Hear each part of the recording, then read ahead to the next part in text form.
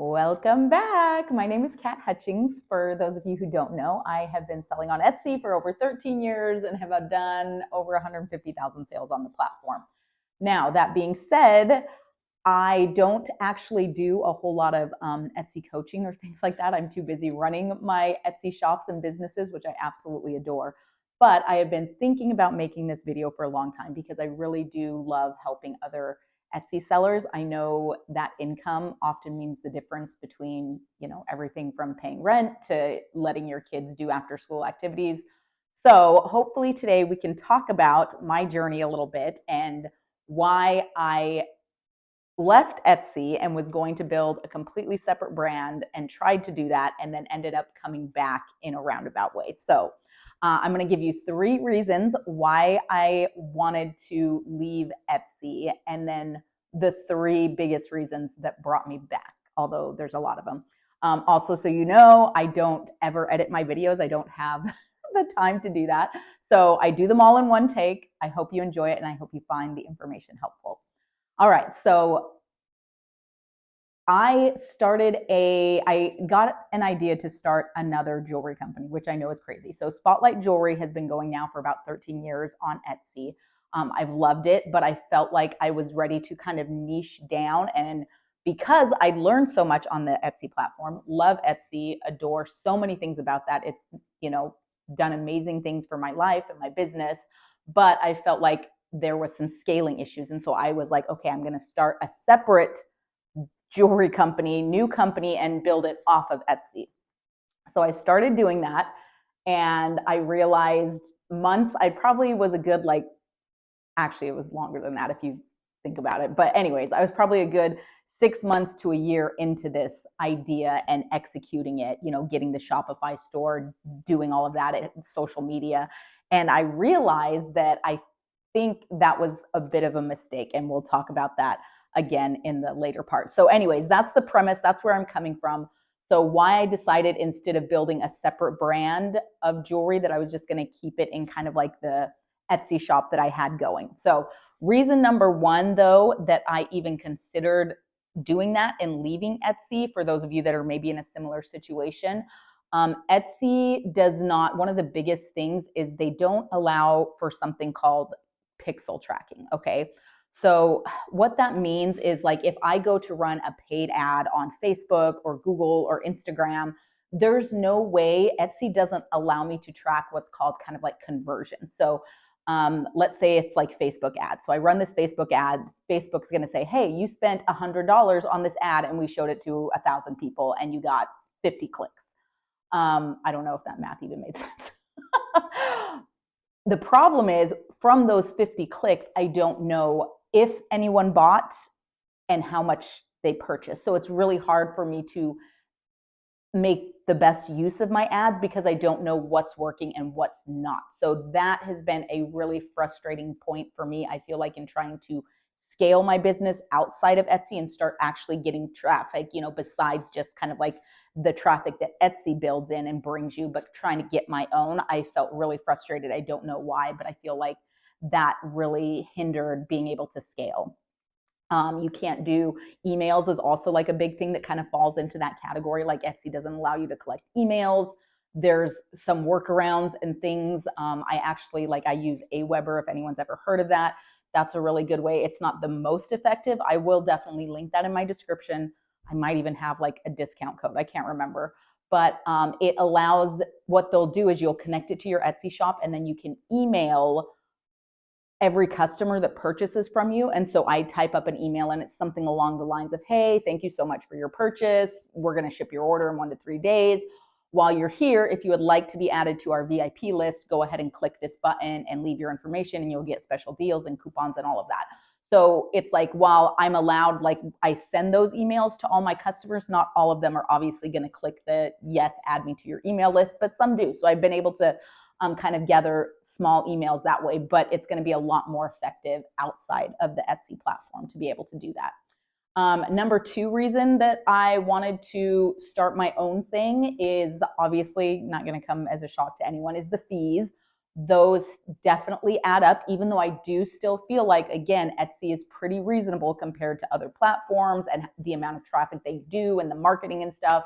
I think it's a very fair price, but if I am trying to scale off of Etsy and bring my own traffic, it just didn't make a whole lot of sense to be paying for those ads and doing all of that and then paying Etsy this, significant fee on top of that.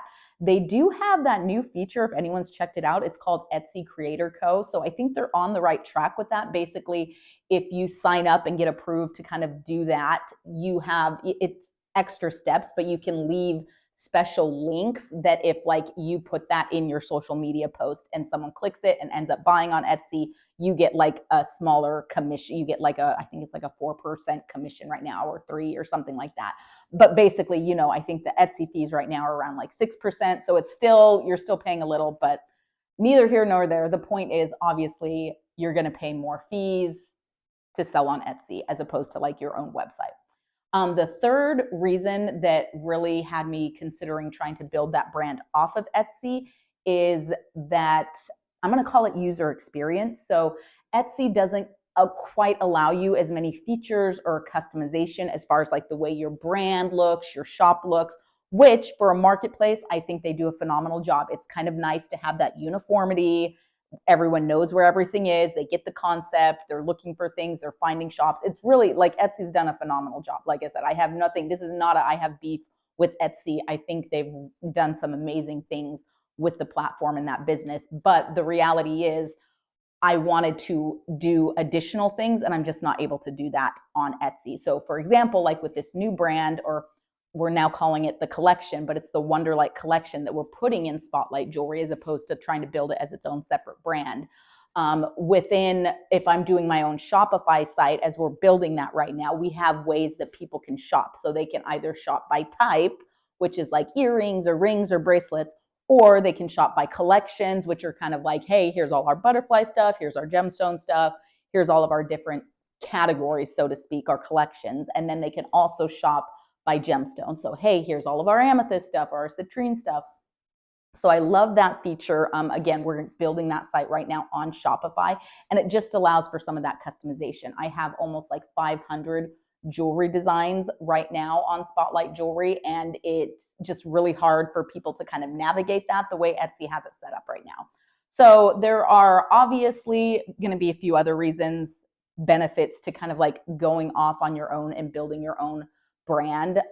But those were kind of like the three main ones that made me feel like that was the route I wanted to take. So again, tried that, had some realization. So now we're going to talk about the three reasons I decided to stay, so to speak, meaning I am not building a separate Wonderlight jewelry collection now. We are now launching all of those pieces and that kind of theme within my Spotlight jewelry shop on Etsy, and we're just calling it the Wonderlight collection. So if you go and you visit my shop, you can see we have like a little section called Wonderlight right now where you can find all of those.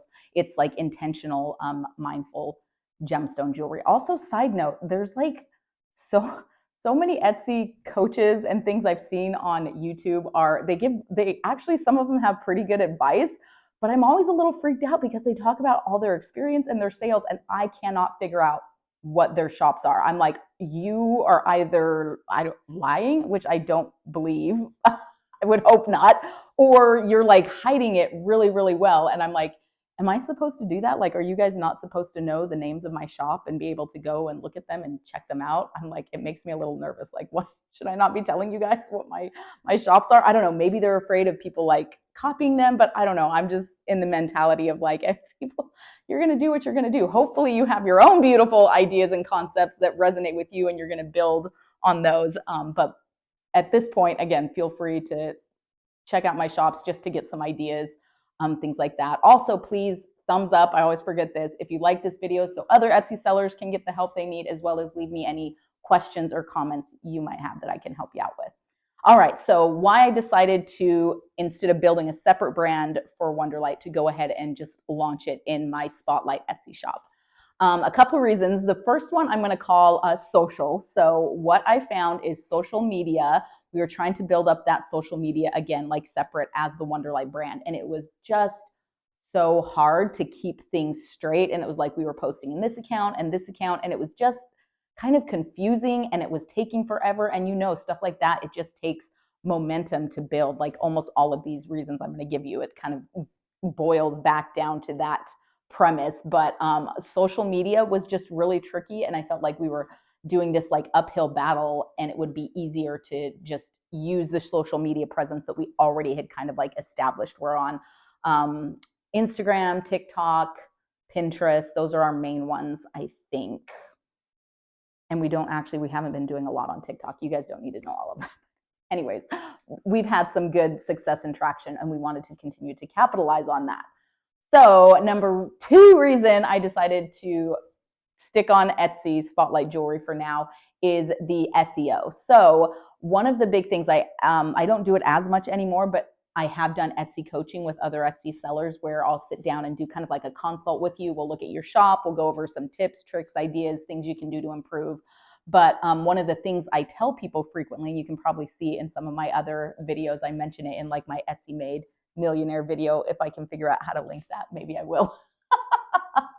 But you can check it out. Anyways, SEO, meaning how your items are ranking. I have found the more items you can put in your shop, the better I tend to do. Again, I don't know if that is true for all Etsy sellers, but by and large, a lot of the shops I've worked with, I know for sure for myself, for my 2 shops, it's just like, it's kind of a numbers game sometimes on Etsy. And you obviously want to focus on quality, not just quantity, but there is something to be said about quantity. So I felt like if we added all of these Wonderlight items into Spotlight Jewelry, it would just enhance the shop even more. We'd pop up in more search results and again, build on that kind of like traction. So the third reason, this is a big one, really hard if you're starting out, but we've already established some trust as well as kind of like brand loyalty in some ways. But I feel like in today's society, with the way shopping and everything is, like that social proof is so important, and people love to see those reviews. And I prioritize my customers like crazy. Like our customer service has always been top notch. We've always been a, what do they call it? I forget the name. Star rated seller, super seller. So embarrassing. What is it called? You guys know what I'm talking about. So where you get all your badges. We ship on time, we answer messages promptly, and people leave us positive 5-star reviews. So I'm very grateful for my customers that do that, but we also do work really hard to make sure that every message comes in or every order we're sending out is like to the utmost quality. And if it's not, we're actively doing things to fix that or make it right. Because of that, we have those reviews, and I feel like that is such a crucial piece to kind of like building out your business. So those are the 3 reasons I considered building a separate brand, did it, and was like, that was a mistake. I'm bringing it back to Etsy. However, that being said, I am still planning on launching a Shopify site. This has been years. We should have done this like forever ago. So I'm learning that as well. Hopefully I can make maybe some YouTube videos or something to help you guys out, because I do think Etsy is a phenomenal way to get started and get some traction on your brand. But building our own website, I feel like is kind of going to be that next level for us in scaling and just continuing to level up and bring our intentional jewelry to more people across the world. So thank you so much for watching. Please feel free to visit my links below. You can check out my shops. I'll leave some of our social stuff. Thumbs up a video, leave a comment if you'd like, and just let me know if there's anything else you guys have questions about. And hopefully I will still try to squeeze in some time to make a few more videos to help you guys out. Hope you're having a great one. We'll talk to you later.